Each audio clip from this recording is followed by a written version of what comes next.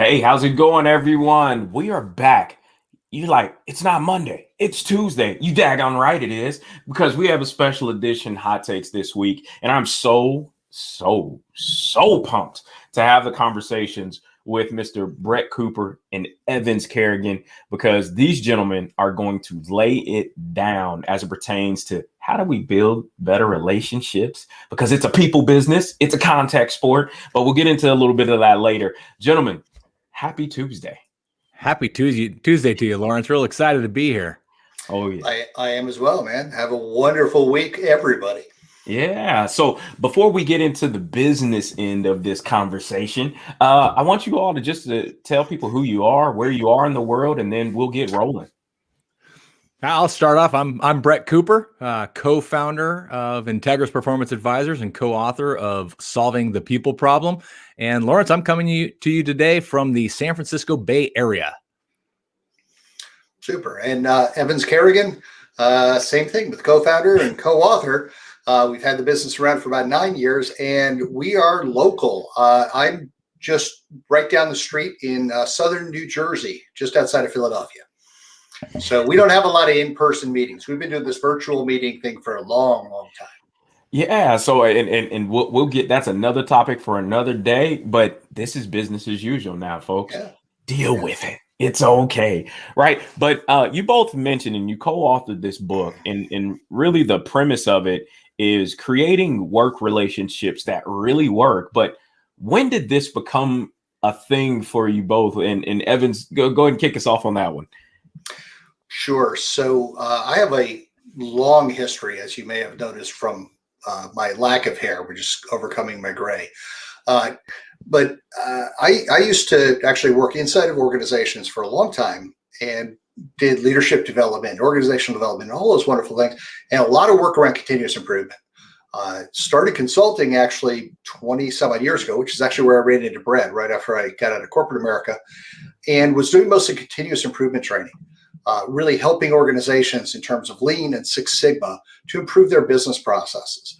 And one of the things that we found was the limitations that we had, and we had some really good successes, but the limitations we had very little to do with actually continuous improvement. They had to do with not looking at the business process, but looking at the communication, leadership, teamwork processes, because that was actually kind of the secret sauce. So it was realizing that, as you said, it's a relationship business. I don't care what business you're in. It's a relationship business. It may have a lot of big machines and all that. It still comes down to the relationships, the communication of people. So we actually left to start our own firm, really focusing on how could we bring those aspects into helping organizations move forward. And we've been about trying to help create healthier organizations, better places to work since that time. And what we found is a lot of success and some lessons that we've shared that have been really helpful to the organizations we've worked with. And we wanted to share those more broadly, which is where the book came in. And Lawrence, I'll just add to that a couple of statistics that we kind of came across as we were working on the book, as we were putting Solving the People Problem together. Some of your listeners might actually know some of these stats. The first, coming from Gallup, we know year after year after year that fewer than a third of the workers out there say that they are highly engaged at work. I mean, right there, that should be a real big red flag for any leader in any organization. If we have this low engagement in our workforce, that's going to have all kinds of downstream kind of problems for us. So that's something that we started running into as we were doing the Lean Six Sigma kind of work that Evans was talking about. But another statistics is that people who work for leaders who have low emotional intelligence, those folks are going to have a 4 times higher rate of leaving the organization than if they're working for people that have higher emotional intelligence. And, you know, Evans shared a little bit that when we were doing all of this process improvement work, we were doing some really good projects, having some really great returns, but we weren't having this effect of changing the culture. We had a lot of clients saying, hey, we want this, you know, this DNA of our culture to evolve over time. And we found that these issues around lack of engagement and lack of emotional intelligence, these things were always getting in the way. So that's a large part around the reason that we do what we do at Integris and the reason that we wrote this book, Solving the People Problem. Yeah, and one of the biggest things that I'm getting from you both is there's something to kind of there being a value around understanding and honoring not only the human in others, but maybe their style and the way they like to be interacted with. So tell me a little bit more about how that all plays into what you all do. I'll touch on the understanding part, and Evans, why don't you come in and talk about the honoring part, because that's really that's the big part. But I'll start with the understanding part, because that and it's understanding yourself and it's understanding others. Here, the fact is, we all have our preferences when it comes to how do we communicate, how do we interact, and in fact, where do we go? Where does our energy go when we come across new ideas and new people? Some of us are very accepting and get really jazzed up about new ideas, and others of us kind of say, all right, show me the money, show me the details. Have you thought about this? Have you thought about that? Right? Neither one of those perspectives is right. They're both good. They're both helpful.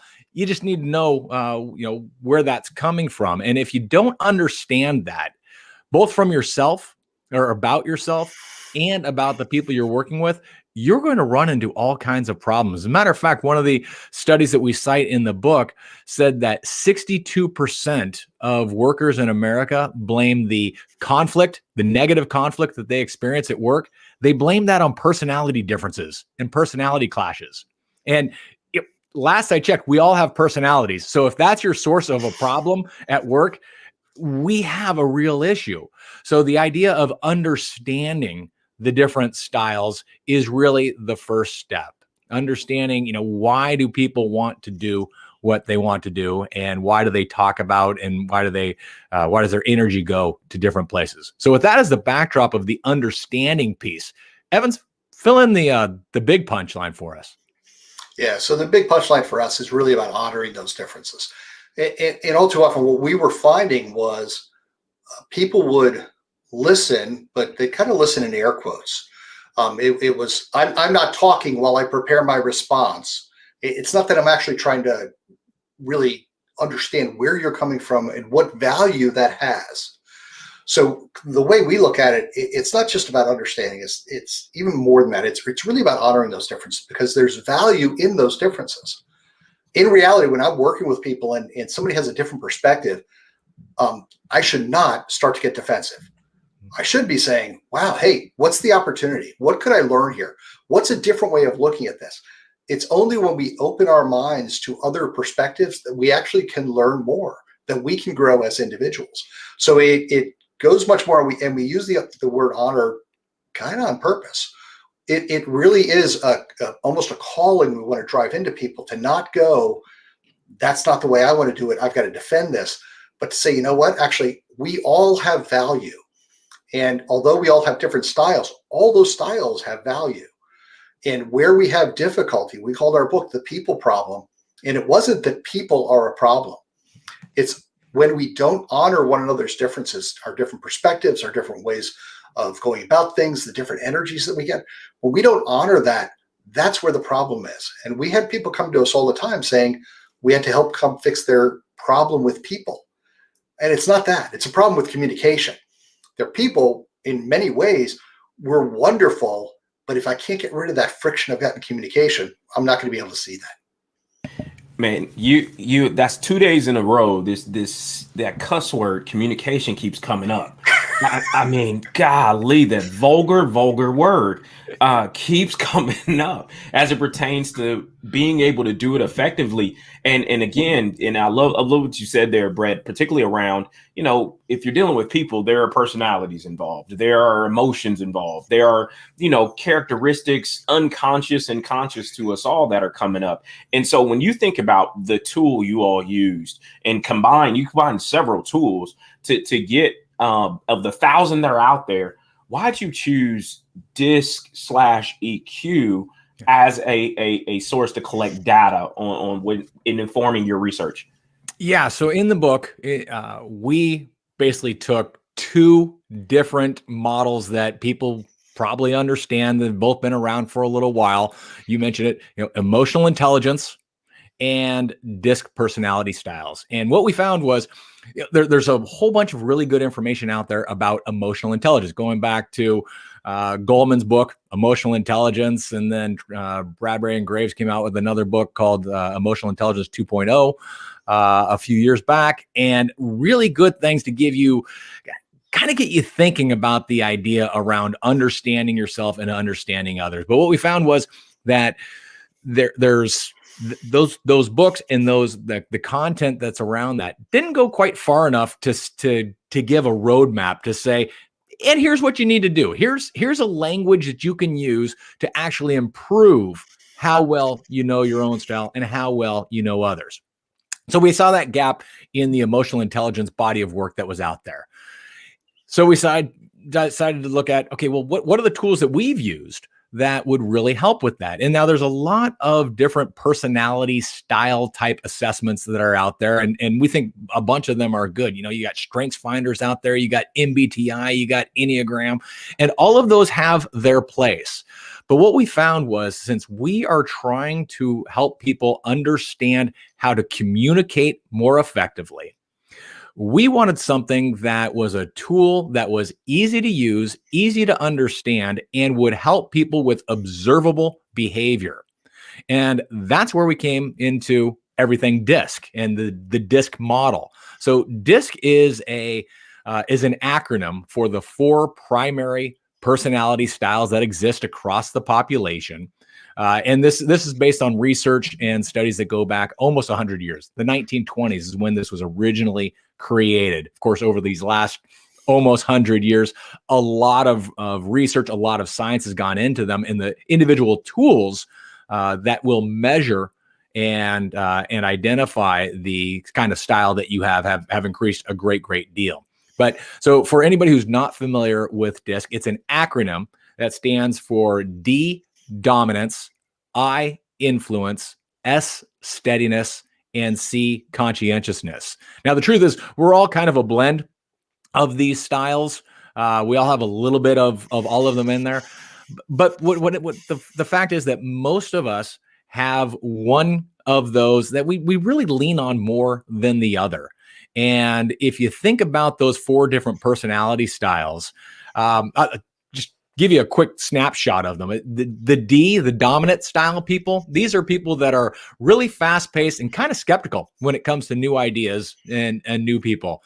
You can identify them because they are the folks that are really results-driven, they're action-oriented, and they like to challenge things, right? They're kind of the cut to the chase kind of people.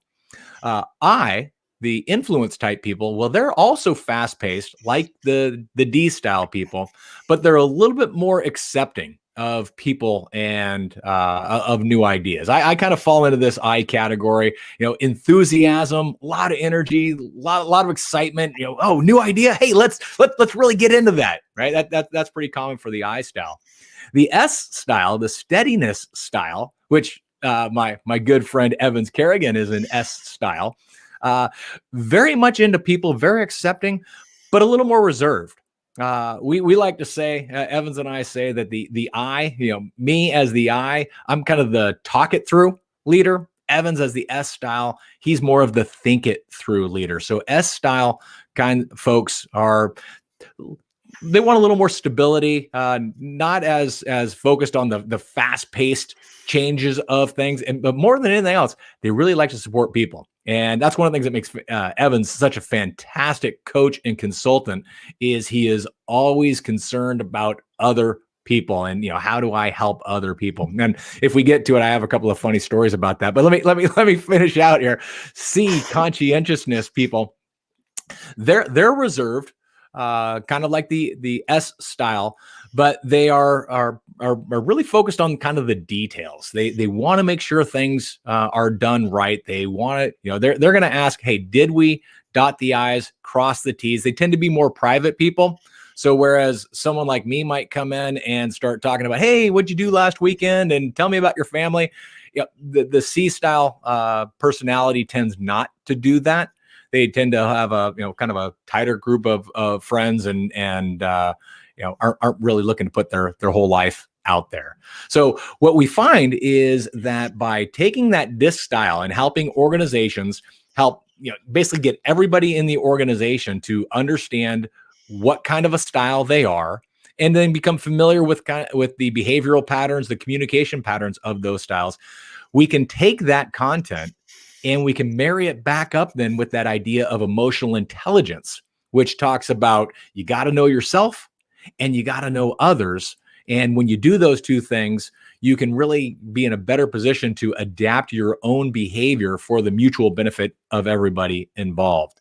So that's why we've taken that DISC, married it up with emotional intelligence. And what we find is that when organizations or even small teams within organizations, when they can get everybody on the team understanding where their DISC style is, and not using it as a label, not saying, oh, yeah, I know what you're going to do because you're an I, but rather they say, oh, I realize that you're going to be kind of energetic about this. You're an I.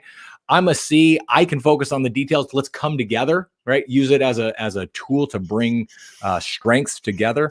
We find that teams are able to become more effective, more efficient, more productive. And in fact, the entire work environment becomes a lot more human. And I would argue we could use a whole lot more of that these days. Yeah, one of the biggest things, and particularly as the one things I enjoyed about taking DISC and even, breaking it down with teams is how there was less of a automatic go towards biases of what you are, which comes up a lot in the MBTIs. And you always say, oh, I'm an introvert, I'm an extrovert. And it's almost the easy button of whether I engage or not, or the labels that come with being a style. And so I love that description right there, because at the end of the day, it's about how we engage each other and the humanity of each other. And when you think about from the consultant side of the house and understanding what that looks like, Evans, like what are the things you look for when you go into an organization and you start addressing some of these things? This is the fun part for me. I just, Brett kind of alluded to it. I just love people. I actually, we were on a call last week with a bunch of people, and one of our clients said, "Oh, Evans, he came in to work with us, and he was just fatherly," which I choose not to take as an embarrassing thing. I helped create an environment where we could talk about things that we hadn't talked about, and it was a team that actually, they asked for some help because they were struggling. And we've got story after story after story about where a team or a group is really struggling, and sometimes they really have distaste for one another. They've got in their mind there is something wrong with the other people on this team, and DISC has helped us kind of build a language and be able to look at it, and all of a sudden you have people kind of laughing about things they were fighting about just prior, where they realize, oh, that's why you reacted that way. Let me tell you what the story was that was going in my mind. It had nothing to do with what you were doing. We run our own scripts, right? We look at things as I'm communicating in the right way, and you're communicating the wrong way, rather than we're communicating differently. How can we make that work? So we find that it helps people give each other a little bit of grace to build the relationships that can actually move us forward, instead of having the friction that keeps us from being able to actually move forward with one another. And it's so rewarding to see people all of a sudden kind of realize, you know what, you don't actually hate me. You just have a different way of communicating. And so often I think we spend so much time working, even in a virtual world. And so often our relationships there we think they are without emotion, and they are more emotional because of that. And it's helping people understand, you know what, we are all people trying to do a good job. And if we can give each other a little bit of grace and actually listen a little better, it is amazing what we are capable of. For me, we do a lot of work with leaders, and my favorite leadership word is possibility. And because that's what a leader actually creates, right? They create that opportunity for us to actually create something that didn't exist before. That's a whole lot easier if we've kind of talked about who we are, where we come from, what are some of the things that are important to us. And it's not a change that takes a huge amount of time. It takes time to build it really strong, but it's that mindset change of, wait a minute, I've been associating reasons to you that actually aren't true. So I've got to look at this a little bit differently. When we first were writing the book, actually had a different subtitle, and our editor kind of put the stomp on that subtitle, because originally this was called "Solving the People Problem," and you're the problem. He said it's a great title. It may even be true, but you're not going to sell any books. So we had to change the title. But there's that element of truth that I kind of like about, if I want to improve our communications, that's up to me. As soon as I start saying, if they would only, I've washed my hands of it, and I can't expect better results. DISC gives us the opportunity to say, well, here's who I am. I get to know myself better. And here's who other people are. What can I do to reach out? How can I reach out? We can hold one another's arms, or we can shake hands, and we can move forward together. And it completely changes the framework that a lot of people look at their coworkers with. And that's the exciting part for me. Yeah. And Lawrence, one of the things that we do that I think, at least in what I've seen, is a little bit unique in how we use the DISC instrument. Historically, DISC and the other personalities kind of style instruments as well tended to be, I take the assessment for myself, I get a personal report, and I get to read about myself. And then if I happen to go to a training class or something like that, I can hear kind of about the other people, but really it's about my style, and it's kind of in a vacuum a little bit. What we do is that we make sure that everyone on the team knows not only what their style is, and not just generically what other styles are, but we make sure that they know, for the other people that are on their team, what are their styles. And we get them talking about it. We actually use a tool. It's called Catalyst. It's an online platform. So when someone takes a DISC assessment with us, they immediately go into this online platform that has text information. There's a podcast in there about every one of the styles. There's videos. So there's a lot of self-education, self-learning. But the thing that we love most about this is that there is a section that we call the colleague directory. And it basically pops up everybody. So you see everybody's face, you see everybody's style, and you can double click on each individual. And when you do, it pulls up, here's where their style is on the little circumflex. And then here's where your style is. And then it does a comparison and says, hey, here are some things that you guys will really do well together. Here are some things that might get in the way just based on the way the two of you see the world. And here's how you can prevent some of those differences from becoming problems. And so for us, this is kind of the marrying of it back up to emotional intelligence, right? If we want it to understand not only your own style, but other styles so that you can improve how you interact, we need to put this stuff front and center. And so that tool has been extremely valuable, both for us internally in our organization, as well as with the organizations that we work with. Yeah, and it's both interesting, Evans and Brett, what you both brought up, particularly around, just again having resources and different things like that. But one of the things that I've encountered, right, and I'm the student of leadership, similar to you gentlemen, and I love some good research. And one of the things that is not lacking is the toil that the last year and some change is taking on actual people leaders. And we're talking high level general teams, but are you doing anything different based on the pandemic and the shifting of nuances? Because Brett, again, Evans, you mentioned sometimes we get leaders that accept that the change is coming or they need to adopt change, but in 2020 was voluntold to us and how we were going to engage. And so it's one thing if you're saying I get to volunteer for change, but it's another thing when we volunteer an entire population that they have to do it a certain way. So what are the nuances of training and engagement that you all have seen that you've had to make some pivots or shifts on? Sure. So obviously our business changed with everybody's, and in some cases even more violently than everybody else's. We went from pre-pandemic, a full book of business, and actually we needed to find a few extra resources to cover some dates, to everything disappeared. Everything went up in a puff of smoke last March. And all of a sudden the calendars cleared out, all revenue dried up, all those kind of things. We moved to virtual just like everybody else did. We found some of our clients were, we'll just wait this out. And some of them, some of them realized pretty quickly, you know what, that's not really a good strategy. Some of them kind of held on for a long period of time. But the reality is when that was forced upon them, whether you call it training, you call it connection, whatever you want to call it, that actually became more important, not less important.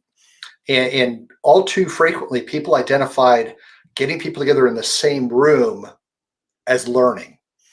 And there are a lot of different ways to do it. Zoom meetings, whatever the case might be, we do all that stuff virtually. We've gotten great feedback from people. The tool Brett was mentioning, that Catalyst tool, hugely helpful. We've got a lot of teams where they're kind of going in depth at a team meeting. They're kind of doing little breakout rooms with a pair of people or a trio of people to learn more about one another, to not make that a one-time thing, but to actually kind of have those conversations. I think Patrick Lencioni early in the lockdown, he's one of the guys we do a lot of his material, talked about the fact that what we're called on as leaders is to actually be more human. And that's the big difference I've seen is the leaders who realize everybody is suffering a little bit with this. How do I help make sure that people still have that connection?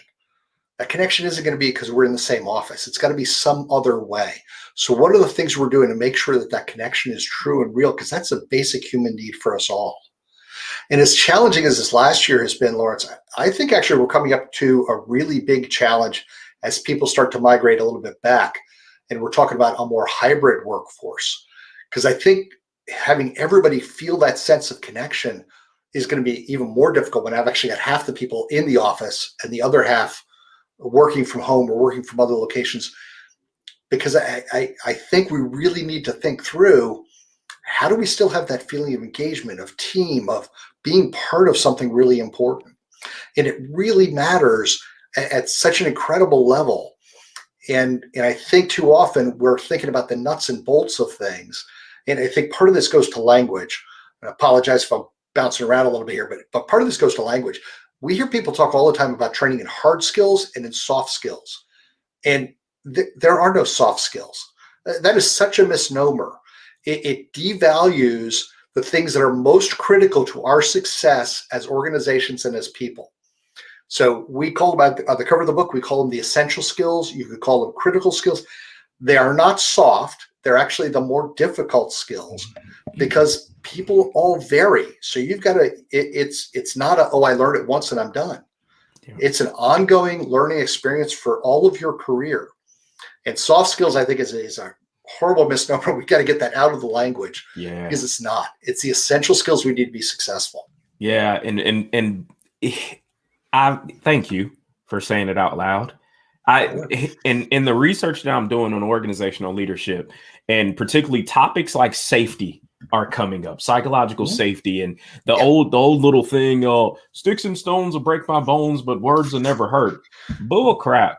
Like words are destroying people. Yeah. And particularly in this season of life where, like you said, we're all on this spectrum of hurt, emotion, because the pandemic hit everybody differently. And if leaders aren't positioning themselves and upskilling in this art of, am I asking a simple question of, are you okay? Because now you could ask it in passing when we're in the cubicle jungle and you're like, hey, you doing okay? Great. And keep moving. But now we have the same size square box on all of our calls. So nobody's chair is higher or lower and nobody's dominating a room anymore. But it's one of those situations like there's a level of care, but also in the way we communicate. And there is nothing soft about this. And one of my favorite authors, Brene Brown, talks about the art of being vulnerable and courageous and them being interchangeable as the same thing.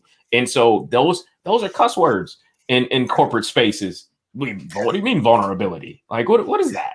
But it's a people business, like you both have been saying for almost 30 minutes now. And so when you think about, because again, I'm an actions over ideas person, and how do you make people or help people take a first step in doing this essential work? Because it's kicking and screaming. What do y'all do? What are y'all doing? Yeah, so we have there remain a good number of internal HR OD folks that are on the cutting edge of this stuff, and they are actively seeking out support from folks like us that can bring the ideas, bring the tools to their organizations, to their teams, or some in some cases they do it themselves, right? We have a lot of clients that we just provide assessments to and provide facilitation kits with, we give them the scripts, we give them the videos, we give them the PowerPoint slides and say, hey, you guys do this stuff internally, which is fantastic. We actually love it when organizations do that, because we figure if they have that level of support inside the organization, the likelihood that it's going to go past some of the just general awareness and understanding, and it will get into, hey, we're experimenting with these ideas and we're ultimately adopting and sustaining these new behaviors. That's fantastic. But one of the things that we realized really quickly as we went through this pandemic is that there are a lot of organizations that aren't set up for that they don't have those internal HR teams that are ready to bring their teams and their leaders together in this kind of way. And so we've actually started doing a monthly open enrollment orientation session all around solving the people problem. We get people into that Catalyst tool that we were talking about. We get them, looking at what their style is, what their preferences are, and we get them understanding other preferences. They can join in with their teams. We have some leaders that just come in on their own so they can learn some skills, some ideas that they can take back to their teams.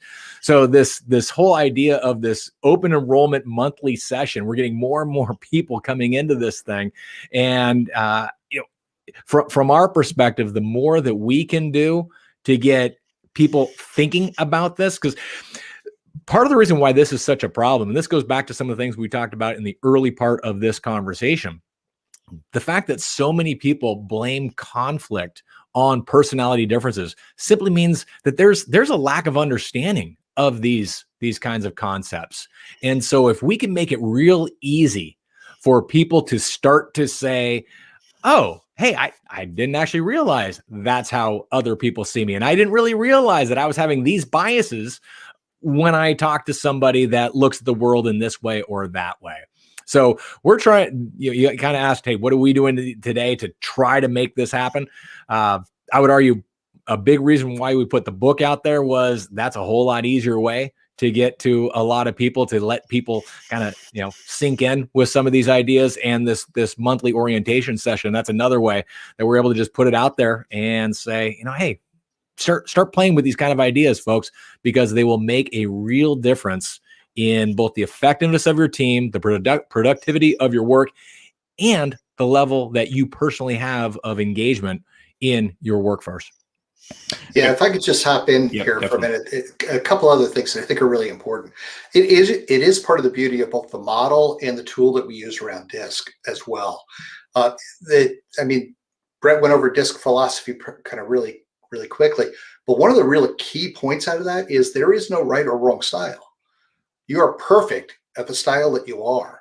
To some extent, we find a lot of people are hesitant to get into this because they're defensive. So we want to lower that temperature a little bit and help people understand that we all have things that we do really well and things that are a little bit more difficult for us to pull off, right? And kind of lower the temperature and bring people into that conversation. And then one of the things that we've done with a lot of people is actually kind of share some of the success stories, share what people have been able to do. And there are several of those stories that are actually in the book as well. But I mean, if you want to take it down to again, never call them soft skills. We worked with a client where they had brought in somebody to do continuous improvement work. Wasn't us. And a couple of years later, they put out an RFP to have somebody come in and do continuous improvement work. So I'm guessing they didn't get quite what they wanted out of the first one. So we went in and we actually proposed to them. And here's what I proposed. I said, okay, we're going to start your lean implementation by not doing any lean at all. We're going to start by helping your leaders and helping your teams better communicate. And it was planned to be, this was going to be, several years of work. And about 9 months in, I got a call from one of the top people in the organization who says, "Hey, Evans, I've got a problem. It's just before the holidays, just what you want to hear when you're a young firm." I said, "Oh, okay, so what's the problem?" So, well, the problem is, and she had come from one of the big four consulting firms. She said, "Well, the problem is I've got my 5-year plan laid out for how we're going to actually make this happen. And 9 months in, you guys are on year 4 of my plan on what I'm seeing in the behaviors of the people in this workplace. So you've blown my plan out of the water." She had a good laugh. I calmed down a little bit afterward. But it does show the power of it isn't those technical tools. It's can we communicate in a different way? Can we get to issues more quickly? Can we resolve issues in a more positive way where everybody is pulling in the right direction to make things work? That's the stuff that actually drives it. When people kind of see those success stories, I always learned success sells. If you've got things that work for people, let people tell those stories for you. So doing that, the fact that we can invite people in, and everybody has faced at some point people who really annoyed them. And when I can understand that was not their aim, they came at things in a little bit different way. And I was unable to actually hear them, so they became annoying. When we see that, we see what we can do. We find almost everybody actually gets on board. Yeah, I love that. And particularly what I love about it is the fact that early on, you started with the leaders, but then it became normal to engage this way. And I believe that's the biggest shift for a lot of organizations. Like you said, communication, if communication becomes the exception, not the rule, then things like 360s are hard. Feedback is hard when, again, it's a gift, and it's all about the reframe. And I love what you said, particularly around, the coaching terms, and reframe how you're experiencing what's being said, right? And if you're in your own head, as Britt just ticked me off by actually telling me that what I did wrong and why it was wrong, and why did he give me information I needed to be better? Why would he do that? What is wrong with Brett? Why would he want me to do my job better? And he'd be like, "What are you mad about again?" Right? Yeah. And it's just like, if we hear the words that people are using, I'm like, And I always like to say, particularly in leadership engagement, is, are you being more curious than confrontational? And that way you get to, and you can put things in context about what we're actually having a conversation about. And it happens when you make engagement normal. Every piece of engagement with again, that's why it's essential skills that need to be built. Because again, you talk about family relationships and all those things. We could disagree. We still love each other in our households, or I believe that we should in that way. But then we come back together to continue to engage well. And so that same thing can happen in the workplace. And to me, what 2020 exposed is something you gentlemen have flushed out, really, is that, hey, your whole being needs to be present all the time. And that old thing of, hey, I got my work hat on, then I'll put my husband hat on or my spouse hat on, and then I put on the gardener hat when I'm doing yard work. It's like, no, you're still the same person. So we're just emotionally squishy people that need to engage with other emotionally squishy people. And how do we do it better? And so when you think about how do you take on organizations and different things like that, because I want people to reach out to y'all. I want them to get the support they need from you two gentlemen and your partners. So what are a couple final statements that you have before we get into the business of this? Well, I'll tell you one thing, Lawrence, that folks could do. As we were writing the book, like you, we're about action. We are not academic. So Solving the People Problem is not an academic book. We've cited a lot of the research that we included in the book. Evans and I both are data focused people, as far as, we want to see proof that the ideas that that we're thinking about, that we're using, we want to see proof that they're working. And we figured most of the people that are going to read our book, they're going to want to see some proof that what we have to say actually works. So we definitely cite a lot of research and studies and numbers. However, that's the small portion of the books. Matter of fact, about the first third of the book is some of the things we've been talking about, what's the background on DISC, what's the background on emotional intelligence, but the back half of the book, the back 2/3 is really about application. It's got stories in it and it's got application, because we want people to pick up that book and be able to, when they're done reading through it, be able to make some different choices, to be able to make some different decisions in how they act and how they react. And one of the things, because we wanted this to be so practical, one of the things that we did as we were putting together the book is we created our own emotional intelligence survey. And we can make this free to anybody who's watching Hot Takes today. The emotional intelligence survey, it takes most people about 5 minutes. And once they're done, Lawrence, they get this report. And the report doesn't just give them a low, medium, high score on those areas of, how well do you know yourself and how well do you know others. More importantly, what it does is it gives you some very specific ideas for no matter where you are right now. Here are some things you can do, some very practical ideas, actions you can take today that will help you become a little bit more emotionally intelligent and therefore allow you to interact with others in a more effective, more productive way. So if anybody wants to go take that survey, they can do it. All they have to do is go to solvingthepeopleproblem.com. Look for the link that says, "What's my DISC EQ?" As soon as they click that "What's my DISC EQ" link, they're going to come to the landing page for the survey, and they need to enter an access code. And we're on Hot Takes, so that access code, let's make it hot, right? They put in hot, and boom, they get into that survey, like I said, about 5 minutes later, and then they get that report. And our hope on that is that will trigger some ideas for you. Even if you never pick up the book, even if you never talk to us again, even if you never watch another episode of Hot Takes, that will give you some ideas for what you can do to move forward. Now, of course, we want them coming back to Hot Takes because your episodes are fantastic. You always have really good ideas in here, but we're with you. We want to give people an opportunity to make some practical change, and we want to make it as easy as possible. So that survey is a real good way for people to do that. Yeah, I'll just throw in just a couple little last thoughts here, and I'll try to keep it quick. I joked earlier, we originally had a subtitle that said, solving the people problem, and you're the problem.